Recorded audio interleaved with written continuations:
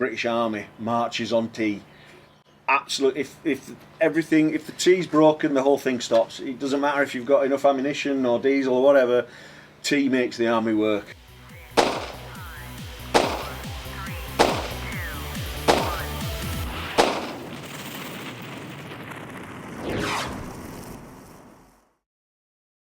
Hey there and welcome back to AATV. I'm your host Gareth Gadge Harvey. Again, I'm taking over from Tom's main role today just to fill in. I've got my friend Craig here and we're going to talk about the trialling process. So when Tom and I talk about kit and how it's developed and how the army find if it's fit for purpose, we're going to talk to a guy who really knows exactly what he's talking about.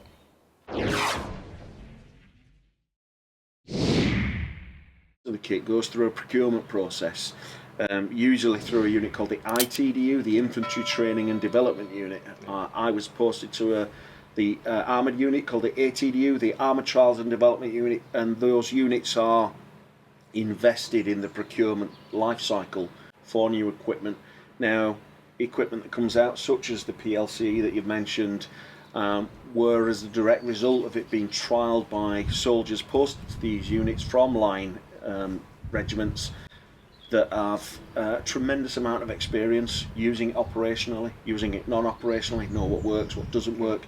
They give their feedback. That is taken into account not only by the MOD and the MOD Procurement, which is a separate department manned by civil servants, but also by the units and the CGS, the Chief of General Staff, who all inform what a product goes through in order to not only be procured but to be bought and purchased and then implemented into operational use. See, that we actually were going to touch on this and ask you about this. So I remember you telling me while you're part of the Armoured Trials and Development Unit, you still got the occasional, well, quite a lot of sort of like infantry type field kit to trial, and the ops vest being one of them. So I remember you showed me one of the really early ops vests that had been given to you guys to test.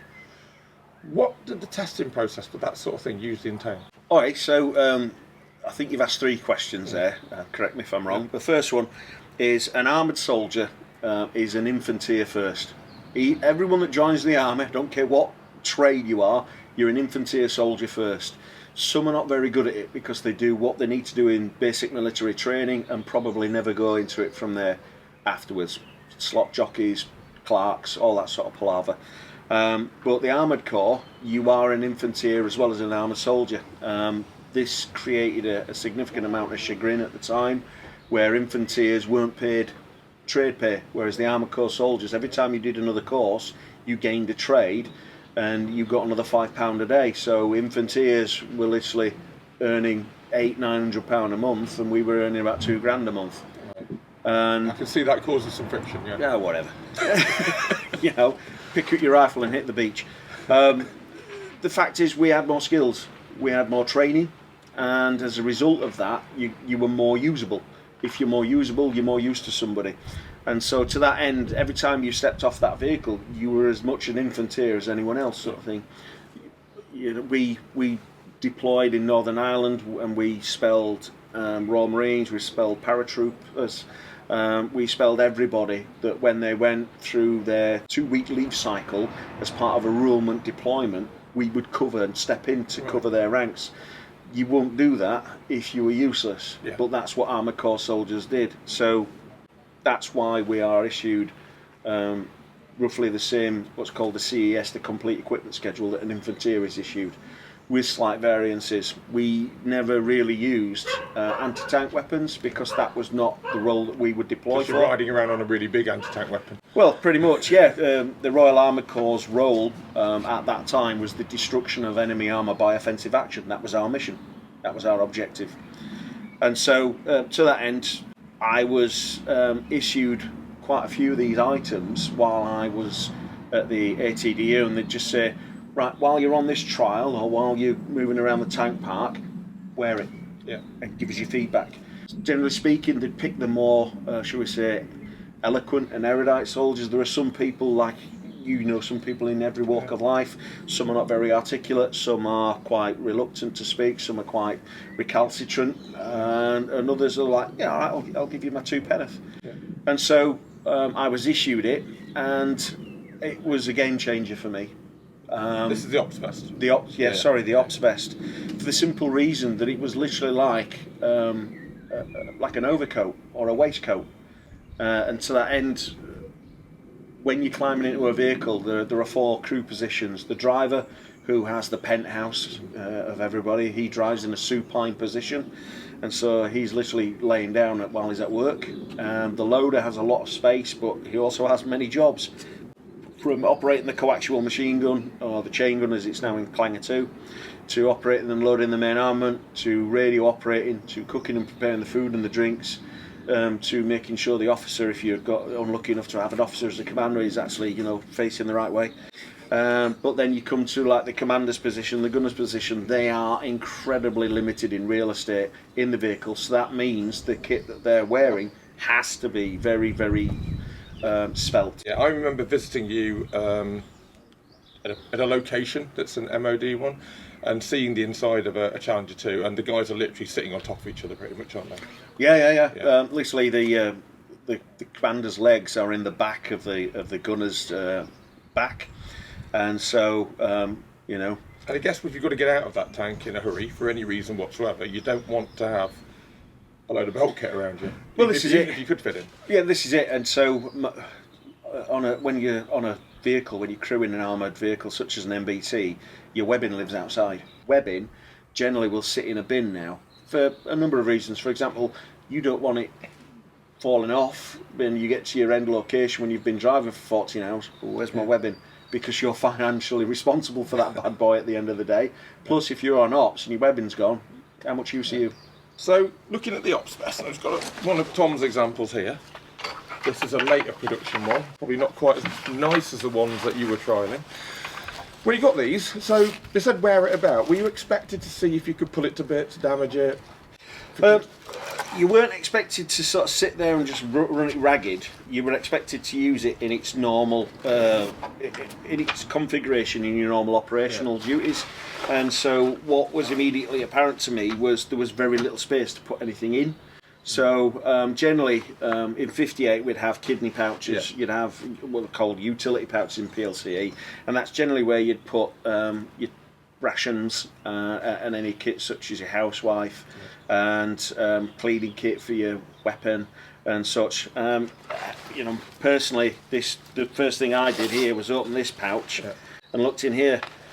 Because that's where your pistol holster goes. Which is a massive departure to actually put a pistol holster onto a normal soldier's bit of kit. Before that, it started the preserve of officers and people doing vehicle checkpoints, isn't it? Well, no, pistols are issued to armoured crew such as commanders and gunners, and it's only the loader and the driver that would have been at that time issued an SMG, because you mentioned SMGs in the Gulf.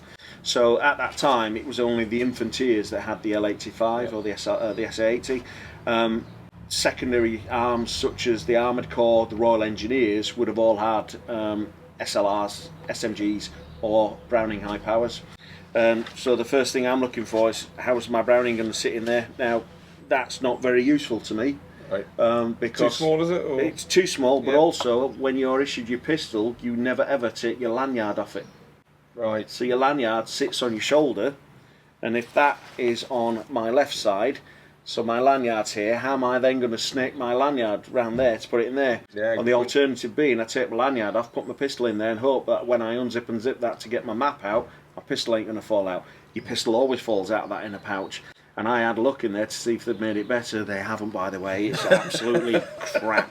One thing I did notice, so the Trials one I had a few, doesn't have these clips as provision for the NBC respirator sack. That was an add-on, which is quite nice. Just call it a Resi Haversack. Resi Haversack, yeah. Yep. So that's not just for the Resi Haversack as well. That was for. Do you remember the 58 that had your poncho bum roll? Yeah. That's what that's for as well. Oh, okay. It's quite interesting. I never knew that. And here, what you're missing here? Can you guess? There were some clips on the back. That's right. What fit there? Packs. The rocket packs. Where are they? Where are they now on this one? They're not there. Yeah. So that immediately limits its efficacy. Yeah. But I actually, I mean, from an airsoft perspective, and obviously we're not using these things for the sharp end and any real danger or threat. I actually quite like the layout of these, though. I actually quite like the fact that, like, it's all quite high up on the chest at the front, and I'm not reaching around too much to get things off the back. This is my weapon of choice. So when we were talking previously, you expressed an admiration for chest rigs. Should we have a look at a chest rig then? Yeah. It segued nicely. It's not like we planned it or anything. Where do I start? This is what was issued to us in Ireland, and it's absolutely egregious. It's crap. Let's put it this way. We basically change sunlight into sugar and sugar into energy. That's how the human body works, doesn't it? Yeah. How do we metabolize that sugar? We breathe. Yeah. Well, how do we breathe? With our lungs. Yeah. Let's just strap this big bloody chest rig on it and constrict our lungs running in and out, because you don't want your webbing to bounce all over the place, because it'll be crap then, because when it's really heavy and it's going up and you're going down, it slaps into you, so then you get it nice and tight so it's against your chest. Then you start running, then your lungs start expanding. No, they don't, not with this on it. It's crap. Not a fan though. No, absolutely not a fan. When you wore this, you couldn't wear belt rig either. We found that when you were patrolling in the province, you had to have maps. Not that they helped any officers in my experience, but you'd have to put your maps into this pouch here. Yeah. But that was crap, because you'd kept having to unbutton it, and when you're having to unbutton it, you've got to put your weapon down. Anything that requires you to put your weapon down in such an operational environment, absolutely woeful. So the other alternative was then to get to your pockets. Now, in your top left pocket, you'd have your NIAM, your Northern Ireland Aid memoir. People say, well, why do you need that? That NIAM could tell you where that car was registered, where it's from, and why's the car from Donegal in Belfast or in Auchnacloy.